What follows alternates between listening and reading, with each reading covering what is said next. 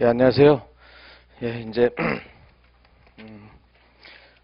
진짜로 마지막 강의가 될 것 같은데, 이제 매년 보면 그해 나온 2015년 680 법전협에서 그러니까 지금 선택형, 사례형, 기록형이 있죠. 그런데 이제 지금까지 했던 거 이거는 여러분들이 간단하게 좀 시간을 좀 짧게 해서 한번 확인은 해야 될 거예요. 그래서 특히 사례형, 기록형 쪽이 선택형은 원체 요번에도 보니까 지엽적인 거에서 너무 막 틀리기 위해서 내는 것들이 많아가지고 그런 거는 틀려주면 되잖아요. 그죠? 다 100점 맞는 게 아니니까. 그래서 너무 그런 데 스트레스 받지 말고 이 100점 못 이거 맞기 힘드니까 한 6, 70% 맞으면 굉장히 잘 맞는 거잖아요. 그죠?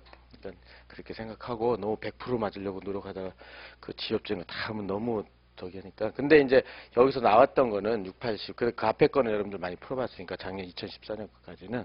그래서 이제 확인 정도 하는데, 뭐 지엽적인 판례는 어쩔 수가 없는 것 같아요. 뭐 특별법 이런 데서 막 나오는 거. 근데 이제, 거기서 뭐 조문 문제라든지, 그래서, 그런 것들은 어느 정도 680에서 나온 건 한번 확인만 한다. 이렇게 확인한다. 그리고 그것도 확인하고 여러분들이 한 번만 해도 이렇게 똑같은 비슷한 문제 나왔을 때는 안 틀릴 테니까 그렇게 하는 용도로 시간을 활용을 할 수 있도록 하고요.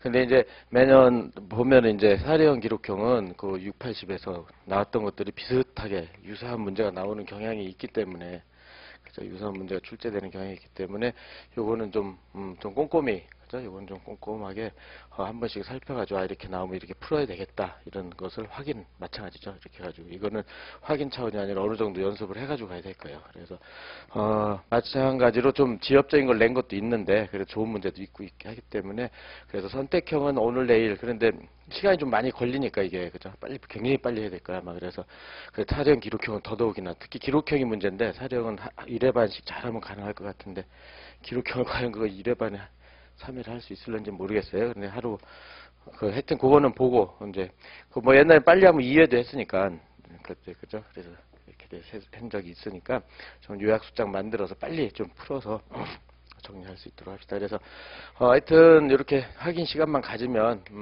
브리타라든지 그러니까 작년에 대표적인 거로 물건 몇 시대 법리 그런 것 때문에 그죠? 그리고 뭐 그거 말고도 임대차라든지 그런 유사한 게 좀 있었어요. 그러니까 하여튼 확인 마지막 확인이다. 그죠? 마지막에서 해가지고 지금 굉장히 귀중한 시간인데 한 3시간 정도, 3시간 반 정도 확인해서 여러분들이 만에 하나라도 저기 할 수 있도록 브리타를 한번 할 수 있는 그런 용도니까는 정리할 수 있도록 합시다. 그래서 좀 빨리 진행을 하도록. 그래서 이제 6월달 거부터요.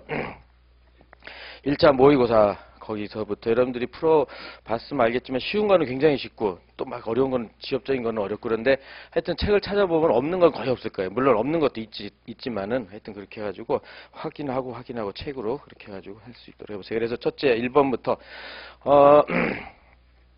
신의성실 원칙에 관한 설명 중 옳지 않은 것은 해가지고 여러분들이 이제 마지막으로 하여튼 많이 풀어봤겠지만 시험 문제 뭐 옳은 것은 옳지 않은 것 이런 것들을 가지고 틀리지 않도록 하죠. 그러니까 옳은 거는 뭐 나름대로 표시를 해두세요. 저때 사부시험 볼 때 옳은 거는 동그라미 해놓고 틀린 건 세모해놓고 막 이렇게 처음부터 이렇게 해놓고 들어가고 그랬었으니까는 그런 식으로 마지막으로 자기 나름대로의 방식을 정리를 해놓고 그래서 1번 신의성질 원칙에 반하는 것은 강행 규정이 위배되는 것으로 당사 주장이 없다 법원의 직권으로 판단할 수 있다. 그래서 신의성질은 주의해야 돼요. 이게 권리 저지 규정이라서 요건 사실이라서 이게 원래는 변론주의가 적용되는 주요 사실인데 요거만큼은 신의 측은 2조에 규정돼서 강행 규정으로서 직권 조사 사항이다. 따라 당사 주장이 없어도 직권을 판단할 수 있다는 거 꼭 주의할 것. 그러니까 요건 사실이 아니라는 것, 요건 사실의 역할을 하는데 직권조사상으로 처리한다는 것 기억하고 그 다음에 2번 송전성이 토지위에 통과하고 있다는 점을 알고도 토지를 취득하였다는 전망 가지고는 취득자 의 송전선 철거청구와 신의성실 즉 권리남용에 반하는 것은 아니다. 이것도 마찬가지로 다 있죠. 그래서 권리남용 철거청구의 권리남용 그죠? 철거청구의 권리남용은 첫째 이 철거함으로써 토지 소유자가 입는 이익하고 그다음에 철거 당하는 사람의 손해랑 비교역량 이게 제일 크죠. 그렇게 되는데 거기에 대해서 송전선이 있다는 거 아는 것 정도로 해가지고 자기가 철거 청구하는 게 신의 측에 반하는 것. 거기 그러니까 항상 얘기했지만은 선택형도요. 여러분들이 어느 정도 그러니까 제일 중요한 게 요건 사실이고 그러니까 판례가 제시하는 기준들이 있잖아요. 기준. 그러니까는 권리남용도 그러니까 여러분들이 권리남용 요건 권리 행사가 정당한 이익을 결할 것. 그다음에 주관적 가해 의사가 있어야 된다. 이렇게 그러면 저기 권리 행사가 정당한 이익을 반하는 게 뭐냐 해가지고 뭐 철거하면 그 토지 소유자가 입는 손해보다 아니 저기 그 건물 철거 입는 손해가 완전히 클 것 해가지고 뭐 이렇게 해가지고 토지 소유자 귀책 있고 뭐 건물 소유자는 귀책이 없고 뭐 이런 거 있잖아요. 여기에 단지 뭐 저 철거 청구하는 소유자가 많다 뭐 이런 건 없잖아요. 없는 건 답인 거로 자꾸 생각을 하란 말이에요. 요건 사실에서 자기가 몇 개 요건을 외웠다. 근데 거기 없는 지문이 나왔는데 그럴듯하다 하더라도 이게 답이라는 거예요. 그러니까 그런 것들을 자꾸 확인할 수 있도록. 그래서 그거는 잘 판례를 모른다 하더라도 그것만 가지고는 반하는 것 아니다. 아이, 이거 없다고 딱 생각하고. 그다음에 3번 법이 자신의 토지를 불법으로 건물 소유하는 의를 상대로 건물 철거 청구를 거는 권리남용에 해당된다 하더라도 특별한 사정이 없는 임무 상대 부당이득 반환 청구할 수 있다. 이것도 여러분들 민법 가장 중요한 거죠. 213조 그에 기한 214조 213 중에 건물 철거 수용을 했다. 그럼 213조 산서 점유할 권리로 신의 측이 있다. 그러면은 그 203, 201, 203이 적용 안 돼서 741 부당이득이 적용돼서 부당이득 반환 청구를 할 수 있다. 즉 철거 청구 권리남용에 해당된다고 해서 사용이익을 정당화하는 건 아니다. 그죠? 이렇게 체크해놓고. 그 다음에 4번 강행법규 위반하여 무효인 보수 약정 수익 보장 약정이 투자신탁회사가 먼저 고객의 제의와에 체결된 경우 투자신탁회사가 스스로 그 약정의 무효를 주장하는 거 신의 측이 반한다. 이거는 대표적인 게 국토이용관리법이라든지 뭐 여러 개 있죠. 미성년자 위반 이런데 이것도 뭐 그대로 대입시키면 되겠죠. 주어졌으니까 강행규정 위반 행자가 나중에 강행법규 위반이라고 무효를 주장하는 것은 신의 측에 반하지 않는다. 그죠? 그래서 이거는 왜냐하면 강행법규가 신의 측에 우선하기 때문에 만일 이런 장하면 강행법규의 입법실을 완전히 몰각하는 결과되는 이런 용어들 탁탁이 외워가지고 하고요.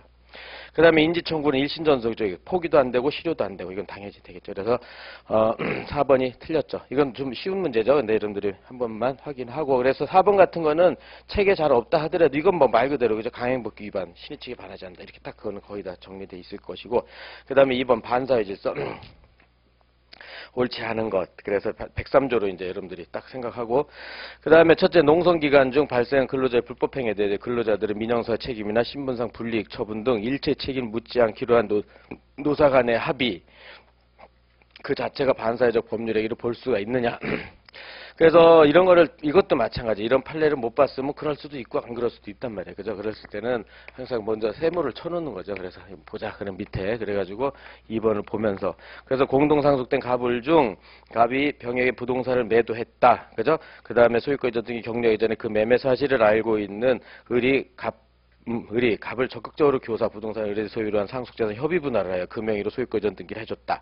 이때 병은 갑을 대유해 을에게 부동산 전부에 대해 소유 등 말소를 청구할 수 있다. 이게 벌써 그렇죠. 이거 올해 2015년 사시 여러분들이 진도를 모의고사 하신 분들은 이거 사시에서 사례형으로 나왔던 문제잖아요. 사례형으로. 그래서 그렇게 해가지고 거기서 갑 지분하고 을 지분이 있는데 여기서 병한테 팔았다. 협의 분할 다 줬다. 그럼 갑의 지분에 한해서 그죠? 2분의 1 지분에 한해서 배임의 적극가담 103조에 반해서 무효다. 이게 완전히 틀렸잖아요. 그럼 나머지는 볼 것도 없는 거야. 이게 틀렸으면 이게 답이고 사실 나머지는 볼 것도 없는 거예요. 본 시험에서는 확실하게 알면 나머지 볼 것도 없는 거예요. 그죠? 근데 연습을 해서 빨리 그러니까 답은 2번이죠. 옳지 않은 거. 전부가 아니라 지분 한도 내서 말소 청구할 수 있다. 이렇게 틀렸고 그다음에 3번 빨리 보면 부첩 생활을 종료하는 그 종료를 해제 조건으로 하는 증여계약을 체결했다. 이러면은 이 부첩 생활을 해제 조건 종료를 해제 조건으로 했으니까 그렇게 해서 부첩 생활 유지를 목적으로 하는 거잖아요. 그러니까 조건은 151조 1항의 불법 조건이에요. 불법 조건이니까 증여 자체가 전체가 무효가 된다. 이것도 기억하고 예, 그렇게 하고 다음에 4번 단지 법률의 성립과의 강박이란 불법적 방법만 사용된 103조 위반 아니라고 그러죠. 그래가지고 강박이라는 의사표시 하자나 의사의 흥결로 법률행위 취소되거나 무효될 수 있을 뿐 취소는 언제예요? 강박에 의해서 의사결정의 자유가 제한될 정도 그 다음에 의사결정의 자유가 박탈될 정도가 되면 무효 이렇게 되지 103조 위반은 아니에요. 알았죠?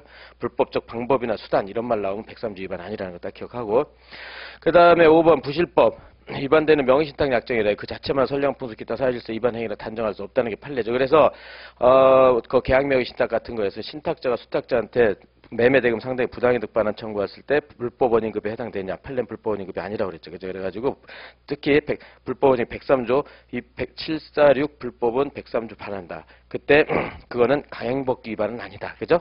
그러니까 강행법규 위반은 그거 불법이 아니다. 그리고 부실법은 강행법규 위반이잖아요. 그죠? 아니라는 거 그런 것들 확인해서 정리해놓고요. 됐죠? 그렇게 해서 하고 3번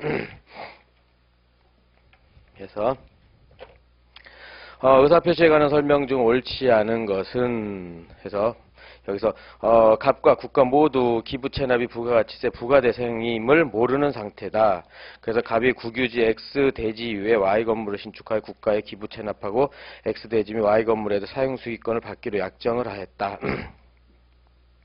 근데 당사자가 그 부가가치세 대상임을 모르는데 나중에 부가가치세가 대한 착오가 없었더라면 약정할 것으로 보이는 내용으로 의사를 보충하여 계약을 해석할 수 있다. 이렇게 돼가지고 나중에 부가가치세가 부과된 거죠. 그래서 쌍방이 공통하는 동계착오로 취소할 수 있냐 이런 거잖아요. 그죠?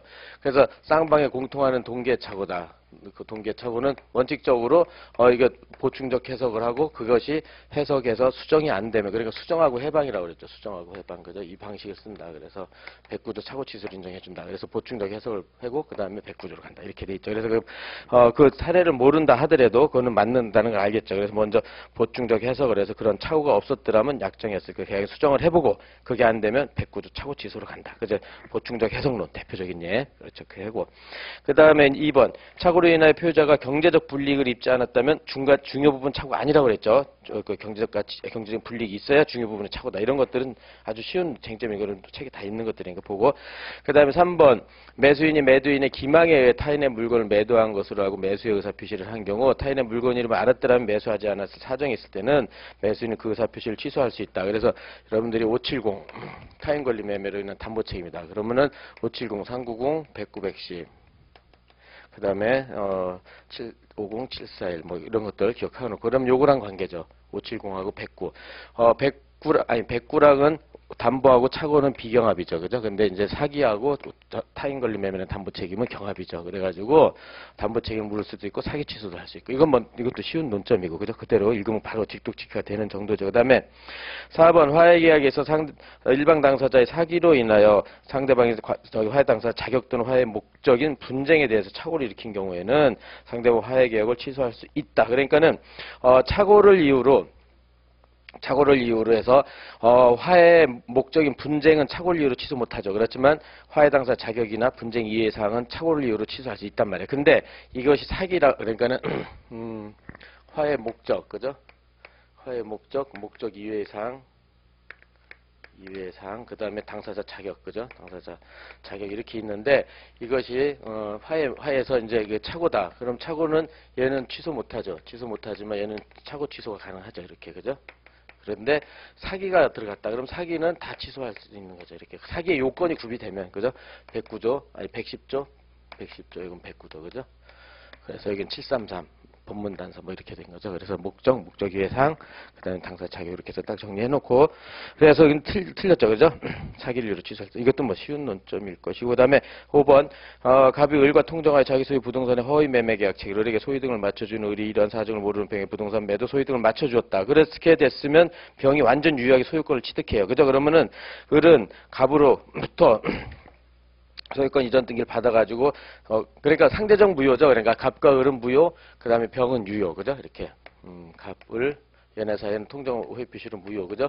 여기는 병은 얘는 유효, 매매 계약이 얘한테는 유효란 말이에요. 그래서 이런 게 많이 나오죠. 상대적 무효, 상대적 유효, 그죠? 그러니까 얘는 유효하게 취득하고 얘네들은 무효니까 얘가 받은 매매 대금 상당액은 부당이득으로 돌려줘야 되겠죠. 그래서 법률상 원인 없이 타인 재산 노무로부터 갑의 재산으로부터 이득을 얻고 손해를 가했잖아요. 전형적인 741 부당이득이 되겠죠, 그죠? 이렇게 해서 그 판례를 모른다 하더라도 그냥 일반론으로 대입시키면 되겠죠. 그렇게 해서 정리하고 그다음에 4번 대리에 관한 설명 등 마찬가지로 옳지 않은 것은 1번 대리인으로 계약을 체결한 자 그 대리권 증명 못하고 본인의 추인을 얻지 못한 경우 상대방 선택에 따라 135조죠. 이행 책임, 그 다음에 선배 책임, 선택 채권으로 청구할 수 있다. 이건 뭐 쉬운 거고 2번 갑이 그 소유의 부동산 을에게 매도하였는데 병 대리인 정이 그 사실을 알면서 갑의 배임에 적극가담에 이중으로 매수한 경우 누구 기준이에요? 대리인 기준서. 그죠? 그래서 본인이 알든 모르든 상관없이 대리인이 배임에 적극가담했으면 103조에 반해서 무효다. 그죠? 정리되고 그 다음에 3번 표현 대리가 성립하는 경우 본인은 표현 대리에 전적으로 책임져야 된다. 그래서 상대방의 과실인 경우 과실상계범 유추정에서 본인의 책임을 감경할 수 없다. 맞죠? 과실상계는 어디요? 체불 손배, 불법 손배에서만 인정돼요. 그죠? 그렇게 되니까 이행 책임, 부당이득 인정 안 돼요. 과실상계. 그죠? 대표적으로. 그 다음에 담보 책임은 396조가 아니라 공평의 원칙, 신의칙 때문에 감경하고, 과실 감경하고. 그죠? 그런 식으로 딱 정리를 해놓을 것. 예, 그래서 맞고 이것도. 그러니까 표현 대리가 성립되면 이행 책임을 지잖아요. 그러니까 과실상계가 적용 안 되죠. 그죠? 이렇게 하고 4번에서 비법인 사단인 교회 재산 처분, 비법인 사단 교회 재산 처분 정관의 규정이 없는 경우, 그럼 교회는 총유죠. 그래서 교회 대표자가 교인 총회의 결의를 거치지 않고 교회 재산을 처분하였다면 126조 권한론 표현들에 관한 규정이 적용되어 유효로 될 수 있다. 이게 틀렸죠. 비법인 사단 재산 관계는 총유다. 총유는 276조 1항이 적용된다. 따라서 총유물의 처분, 변경, 보존행위까지죠. 거기까지는 총회 결의를 얻어야 된다. 결의가 없으면 절대 무효라고 그랬어요. 그래서 강행 규정 중 효력 규정 위반이니까 절대 무효니까 뭐요? 표현대리도 적용 안 되고 추인도 못 하고. 그죠? 이렇게 된다. 그렇게 돼서 정리하고 총유 일반론으로 딱 정리해 놓으면 되잖아요. 그죠? 예, 그렇게 하고 그다음에 틀렸죠, 4번이. 그다음에 5번 무권 대리인 갑이 본인 의가 의뢰 부동산 무권 대리인을 모르는 병에게 매도하고 소유 등을 맞췄다. 근데 갑이 의를 상속, 그러니까 무권 대리인이 본인의 지위 상속, 판례는 병존설이죠, 그죠? 본인의 지위와 무대의 지위를 병존한다. 그래서 매매 계약인 무권 대리인을 주장하여 소유 등 말소를 구하는 게 추인 거절이죠, 그죠? 추인 거절에서 무효를 주장하는 거잖아요. 그런 신의 측에 반해서 안 된다. 금반은, 그죠? 그렇게 돼가지고 못한다. 됐죠? 이거는 다 쉬운 것들이고. 예, 지금까지는 그렇게 크게 어려운 건 없었을 것이고. 그 다음에 5번 소멸시효의 기산점에 관한 설명 중 옳지 않은 것을 골라라. 불확정 기한부, 불확정 기한부 채권인 경우. 그래서 불확정 기한은 뭐예요? 기한은 장래 발생할 것이 확실한데 그 시기가 불확정한 거죠. 대표적인 뭐 아버지가 돌아가시면 증여하겠다 뭐 이랬을 때, 그러면은 이때 언제부터 권리 행사할 수 있어요? 그러니까는 객관, 그러니까 불확정 기한이 도래했을 때죠. 기한, 그죠? 그러니까 아버지가 돌아가셨을 때 그때부터 권리 행사할 수 있으니까 그때부터 소멸시효 기산점이 되고, 그다음에 기한 도래 사실 알았는지 여부, 과실 여부 이런 거는 소멸시효의 소멸시효의 기산 권리 행사할 수 있을 때라는 것은 저기죠. 법률상 장애가 없는 경우, 그죠? 기한 도래, 정조건 성취 이때부터란 말이에요. 그러니까 알던 모르던 과실 유무 이런 건 아무런 영향을 안 미친다는 거죠. 그 다음에 2번 기한을 정하지 않는 채권의 경우는 채권 성립 시부터 권리를 행사할 수 있어요. 그죠? 그렇기 때문에 발생 시부터 소멸시효 진행한다. 맞죠? 그 다음에 3번 매매로 인한 소유 등의 이행불능의 손배채권은 소멸시효는 이행불능됐다. 이건 일반론으로 채무불행에 의한 손해배상 청구권의 소멸시효는 채무불행시죠. 그러니까 이행불능시죠. 그죠? 이렇게 딱 정리하고. 그 다음에 4번 할부채무에서 기한이익 상실 특약이 있는 경우, 특약에 따라 기한이익 상실 사유가 발생하면 특별한 사정이 없는 한 채권자 청구가 없더라도 당연히 기한이익 상실 때부터 소멸시효가 진행한다.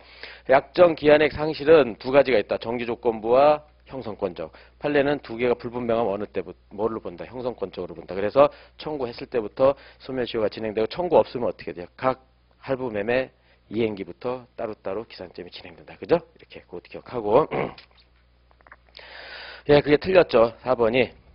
그렇게. 그 다음에 5번 동시항변권이 붙은 채권 이행기에 소멸시효 진행한다. 맞죠? 그러니까 동시항변, 또 유치권이죠. 동시항변이나 유치권이 붙어 있다라도 본래 채무 이행기부터 소멸시효가 진행한다는 거. 그거는 법상 장애가 아니에요. 그죠? 동시항이나 유치권은. 예, 그래서 이것도 뭐 4번은 뭐 금방 찾아낼 수 있을 것이고, 그 다음에 6번 비법인 사단에 관한 설명 중 옳은 것을 모두 골라라. 이렇게 해가지고 기억. 사단법인의 하부 조직은 스스로 단체로서 실체를 갖추고 독자적 활동을 하더라도 독립된 비법인 사단이 될 수 있다. 이거는 항상 비법인 사단의 요건이 뭐예요? 사단의 실질을 갖출 것, 그죠? 조다단, 조직행위 다수결 단체성, 그죠? 그것만 갖추면 비법인 사단이 된단 말이에요, 그죠? 그래서 사단법인의 하부 조직이라도, 하부 조직이든 뭐 그런 건 상관없잖아요, 그죠? 그거 사단으로서 실체만 갖추면 된다. 그 다음에 니은 사단법인의 대표자가 법령 규정에 위반해 사리를 도모하기 위해서 직무에 관해 타인의 손해를 가한 때도 35조죠. 법인의 불법행위 민법 35조 규정 유추 적용이 된다. 그죠? 조건은 대표기관 행위니까 직무에 관하여 그 다음에 타인에게 손해를 가할 것, 그죠? 그랬을 때 유추 적용이 된다. 맞죠?